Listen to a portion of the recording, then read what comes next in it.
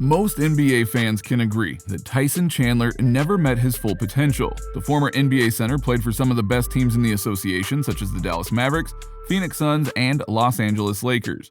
He was also a champion in 2011, an All-Star and Defensive Player of the Year. Still, you have to admit that he was repeatedly slowed down by injuries and bizarre managerial moves that always left him just shy of reaching the heights he could. Tyson Chandler is one of those NBA players who seemed to be everywhere for a while. He was almost a household name for most basketball fans. Now he doesn't even play in the NBA. But his exit was quiet and below the radar. So what happened to him? Why was he never able to rank among the greats like Shaq, Wilt Chamberlain, or Bill Russell? Why isn't Tyson Chandler a name that will go down in the pantheons of NBA history? The most recent disappointment for Chandler came a couple of years ago.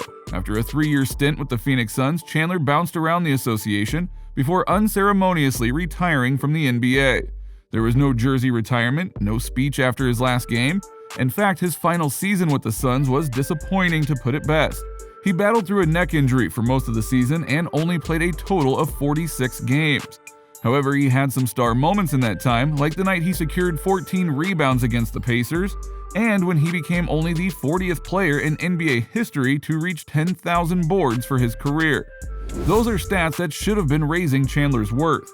He should have been sought after by nearly every team in the league, especially the ones that didn't want to spend an arm and a leg on a proven, impressive talent. But Chandler had been playing since 2001 and was seen as old news.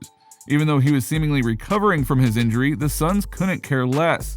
With interest in their new recruit DeAndre Ayton, the Suns moved away from Chandler and reached a buyout agreement with him in November of 2018. Just days later, Chandler signed with the Los Angeles Lakers. Coming off the bench, he grabbed an average of 5.6 rebounds and 3.1 points a game. That wasn't enough to keep him around because in the summer of 2019, Chandler signed with the Houston Rockets. He only played 26 games with the team and started for just 5 of them, even though the Rockets were severely lacking a seasoned professional center. By the end of his single season with the Rockets, Chandler was done with not only the team, but the entire NBA. He hung it up and officially retired, although there was no grand ceremony of fanfare when he quit. It was sad to see that Chandler, who was once considered one of the best players in the entire league, just kinda disappeared. It wasn't the first time that something unfortunate fell over Chandler. In fact, the beginning of his storied career featured the sort of bad luck that would seemingly follow him for the rest of his time in the NBA. Chandler was the second overall pick in the 2001 NBA draft by the Los Angeles Clippers, before he was immediately traded to the Bulls for number 1 overall pick Elton Brand. But right away, problems persisted. Tyson missed 2 months early in the season because of a bad back, and then he had to sit out the final weeks of gameplay after landing hard on his back. Still, the Bulls had high hopes in the young center from California. That's why they signed him to a massive 6-year deal. But less than a year later, in July of 2006, Chicago changed their mind and looked to trade away Chandler, even though he still had 5 years and $54 million left on his contract. This led Chandler to his time with the then New Orleans Hornets. Right off the bat, he was off to a terrific start. He led the entire NBA in offensive rebounds in both 2006 and 2007, and came in second in field goal percentage. Chandler was proving himself to be one of the best, most aggressive, and impressive players in the league. Just like in years past, people were comparing him to Shaq and remarking on his superior basketball knowledge. However, around this time, another injury complicated Chandler's career. In early 2009, Chandler was traded to the Oklahoma City Thunder, but things didn't go as planned. That's because Chandler was having problems with his left foot, specifically his left big toe. After examining his toe, the Thunder decided that the chance of more injury was just too much.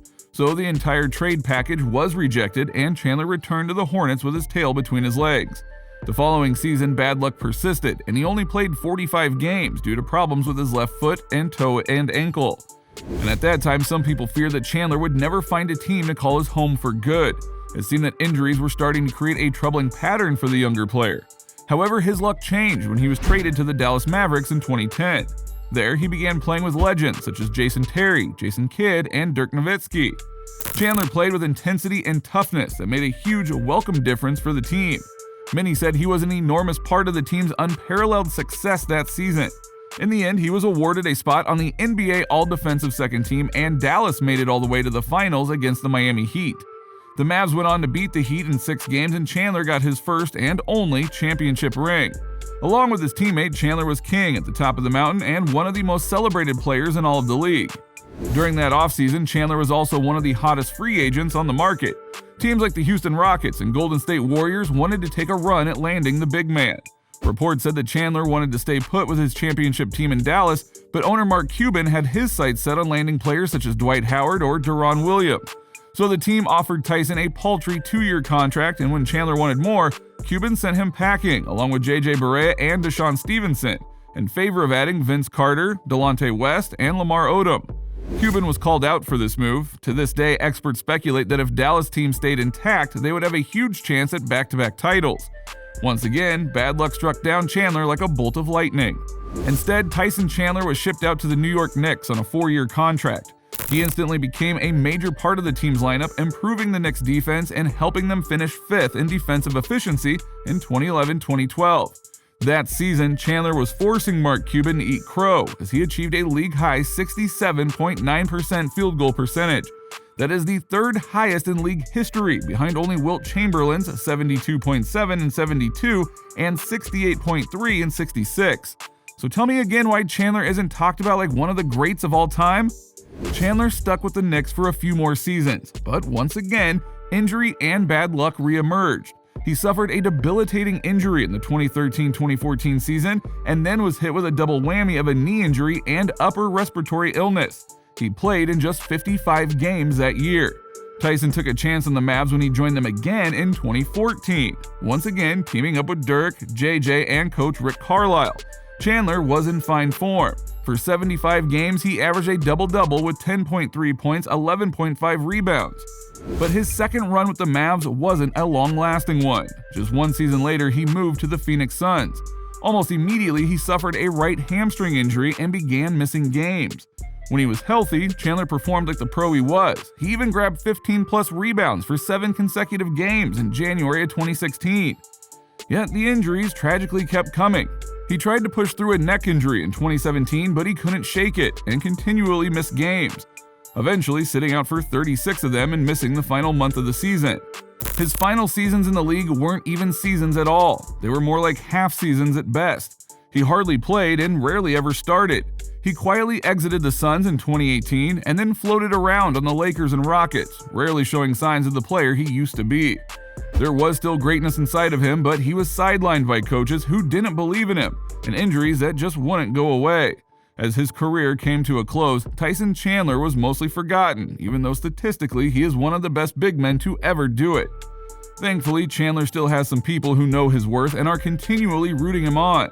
In the summer of 2021, it was announced that Chandler was now a player development coach for the only team he ever won a championship with, the Dallas Mavericks.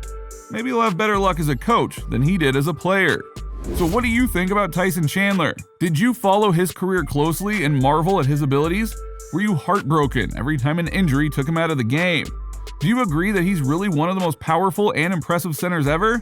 Make sure to tell us your thoughts in the comment section below, and don't forget to like and subscribe so we can keep bringing you breaking news and more NBA goodness.